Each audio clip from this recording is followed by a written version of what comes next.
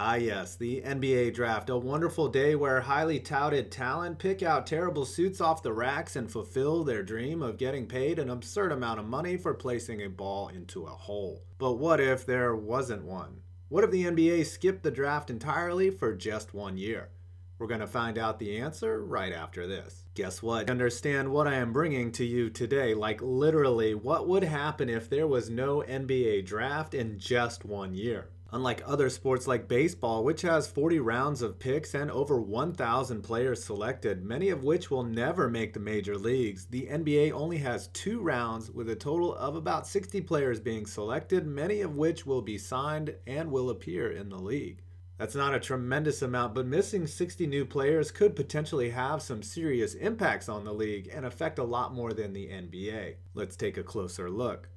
The first and most obvious problem the league would have would be all the players that want to retire. Few players actually get to retire due to old age. In fact, it's usually less than 10 that get to go out and announce they are riding off into the sunset, either ceremoniously in a rigged game like Kobe Bryant or had a back pages one like David Lee last year. Then we have to snuff out the players who cannot play because of injury. The stats vary from year to year on the number of career-ending injuries, as that is a subjective thing, but there are some metrics we can use to back into this number. The average NBA career lasts about 4.5 years, so any player over the age of 31 is at serious risk for not making it back to the NBA the next year.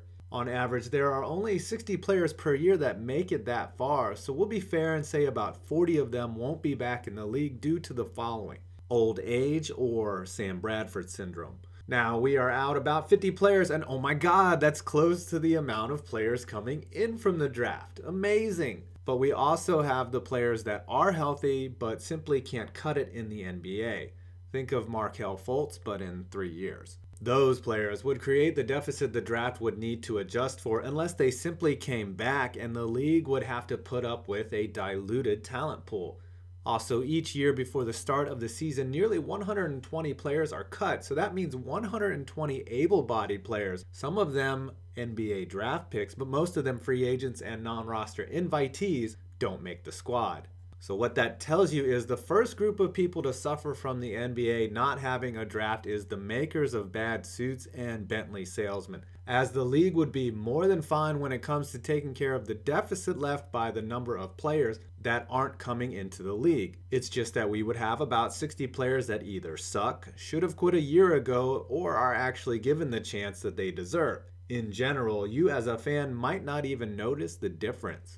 But there would be a huge difference for the teams that sucked the year before, or for the middle of the road teams looking to improve. The Warriors actually have 12 players from 2017 on their 2018 roster. They would continue to dominate the league. Teams like the Sixers would get screwed the hardest, as this year is supposedly the last year of the process that had them tank the fuck out of the better part of half a decade so they could finally make the playoffs this year. And the vital piece to that puzzle was drafting basketball wizard Ben Simmons. Take him off their roster and they would be screwed. Other teams like the Nets would still be hopeless though. So unless a team orchestrated some LeBron James type moves, the rich would stay rich and the poor would stay poor, which is why the draft is vital, only from a parity standpoint, not from a simple math perspective. You'd still have the salary cap in place, and you could argue that the teams that sign better free agents might have a better chance of improving versus drafting DeAndre Ayton, or actually limit their damage by not blowing their draft pick on sub-NBA talent. Overpaying for a free agent to make your team a contender?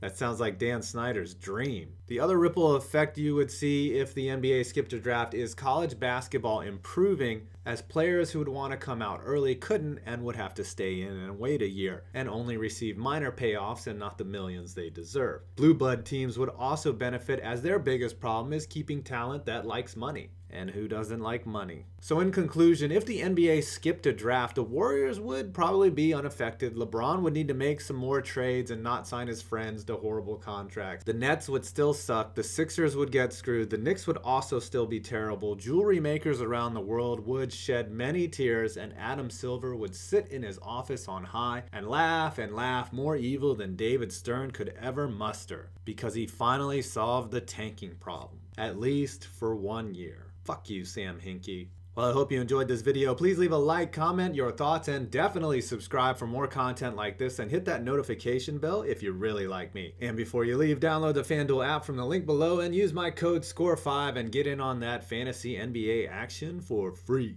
I'm 5 Points Vids, and you made it to the end of this video.